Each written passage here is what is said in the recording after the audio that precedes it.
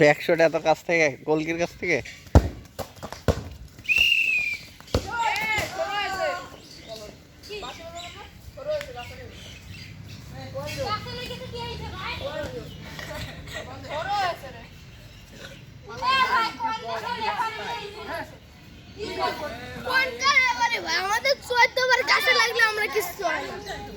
Referee খেলা disturb করে দিচ্ছে।